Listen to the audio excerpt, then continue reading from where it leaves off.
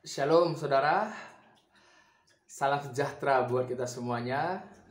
Saya Uncle Mandil, seorang Kristen yang imannya bersumber dari Kristus dan yang mengarah kepada Kristus. Dan video kali ini saya buat di mana judul atau topiknya berkenan di hadapan Allah. Banyak sekali orang yang berusaha untuk mencari bagaimana untuk berkenan di hadapan Allah. Banyak orang yang melakukan ini, itu, dan banyak orang menganggap bahwa apa yang dia lakukan itu sudah pasti berkenan di hadapan Allah. Tunggu dulu. Tidak semudah itu, saudara. Jadi kalau engkau sudah membuat daftar list yang banyak dan engkau sudah melakukannya, kemudian engkau lantas mengklaim bahwa engkau berkenan di hadapan Allah, tunggu dulu. Wait a minute, tunggu sebentar. Jangan dulu mengklaim, jangan dulu berbangga dengan daftar list yang kau buat. Dan sekarang coba periksa di dalam daftar list kamu itu. Karena apa? Karena Allah sudah menyatakan, karena Allah sudah memberitahukan, ya, untuk berkenan di hadapannya, ini yang harus dilakukan. Allah sudah menyatakan itu. Nah, makanya coba periksa dalam daftar list kamu, apakah ada atau tidak yang Allah sudah nyatakan untuk berkenan di hadapan Dia, harus ini. Nah, sekarang kita akan membahas apa yang Allah katakan, apa yang Allah nyatakan untuk berkenan di hadapan Dia. Siapapun, tidak memandang bulu, saudara dari golongan manapun, tidak dipandang berbeda, semuanya sama. Jadi Allah menyatakan untuk berkenan di hadapan Dia harus melakukan ini. Dan ini harus dilakukan oleh semua orang tanpa memandang bulu. Kalau engkau mau berkenan di hadapan Allah.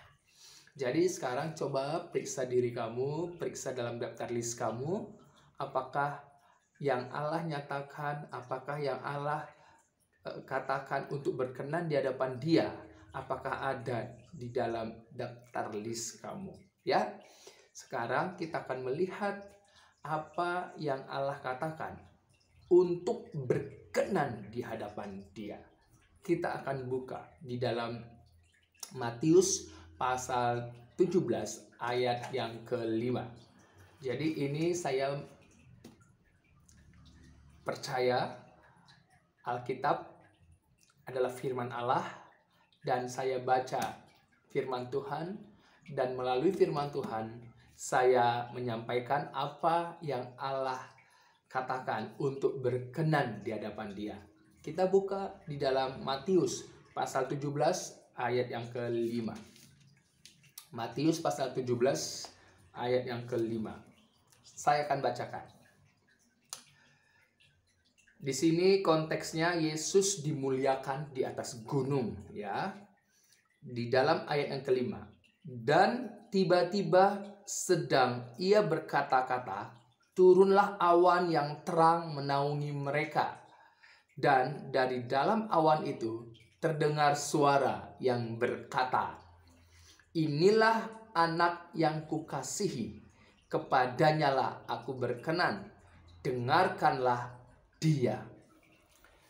Jadi untuk berkenan di hadapan Allah, Allah telah menyatakan, Allah telah berbicara, yaitu inilah anakku yang kukasihi, kepadanyalah aku berkenan, dengarkanlah Dia. Jadi Allah memberitahukan bahwa untuk berkenan di hadapan Dia itu harus melalui anaknya. Anaknya lah yang membuat, di mana Allah menyatakan bahwa dirinya berkenan kepada anaknya. dan perintah Allah, dengarkanlah anak itu, dengarkanlah dia. Siapa anak itu, saudara? Anak itu adalah Yesus Kristus. Ya, kalau kita lihat di dalam ayat yang pertama sampai dengan ayat yang ke-13 ya. Yesus Kristus itu adalah anak Allah, di mana Allah mengatakan langsung, dengarkanlah dia. Inilah anakku yang kukasihi, kepadanya lah aku berkenan. Dengarkanlah dia. Dan ini juga Allah juga mengatakan di dalam Matius pasal yang ke-3. Coba kita buka Matius pasal 3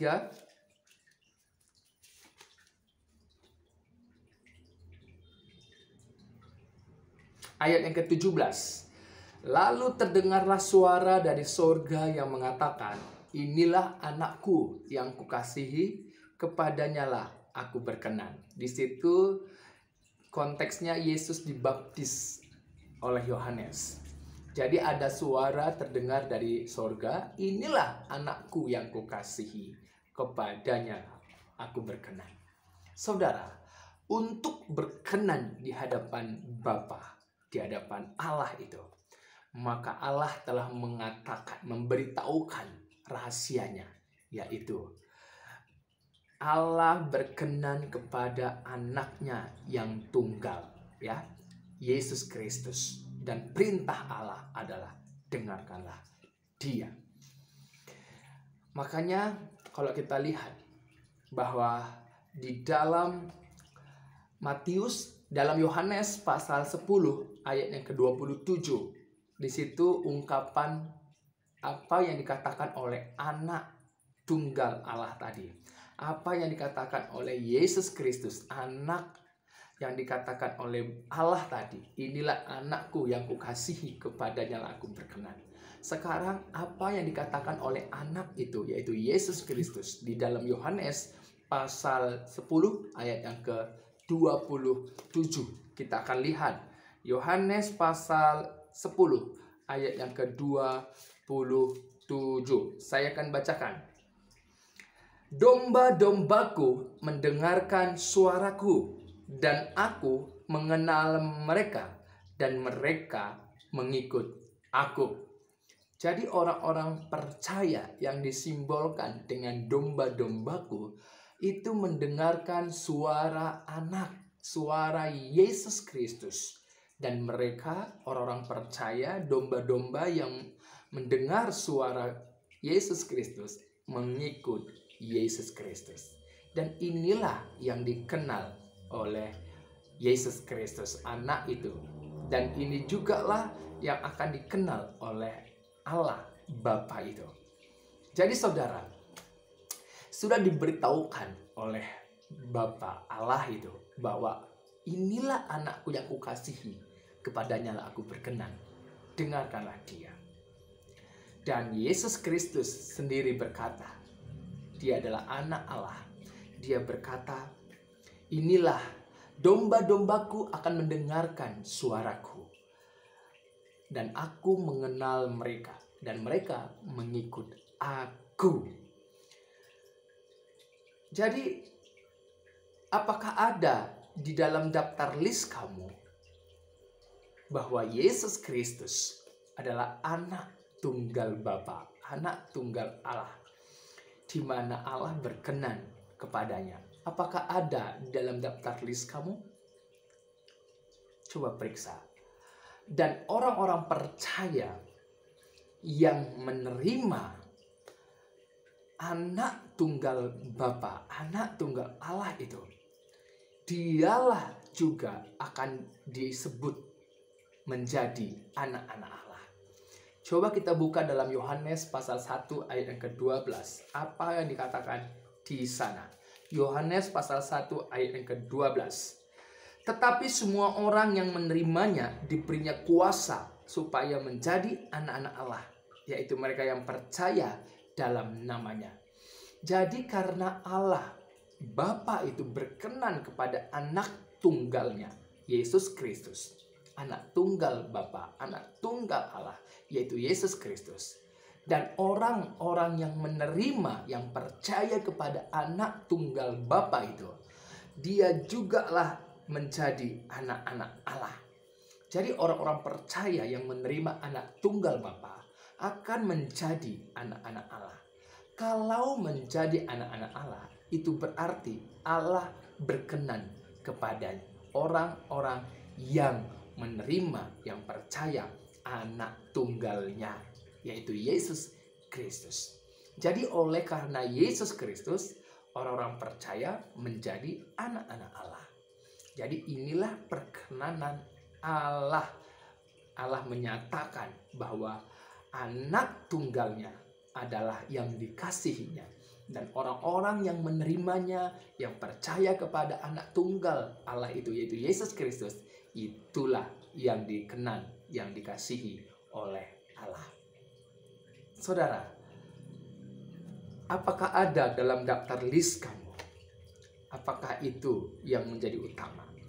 Jadi orang-orang percaya akan mendengarkan suara Kristus, seperti yang dikatakan oleh Yesus Kristus tadi dalam Yohanes pasal 10 ayat 27. Domba-dombaku, yaitu orang-orang percaya, mendengarkan suaraku. Suaraku ini apa? Firman Tuhan. Dalam Kejadian sampai Wahyu, itu adalah suara Kristus, suara firman Tuhan. Saudara, dengarkanlah firman Tuhan. Dengarkanlah Tuhan Yesus Kristus, anak tunggal Allah itu. Tuhan Yesus memberkati.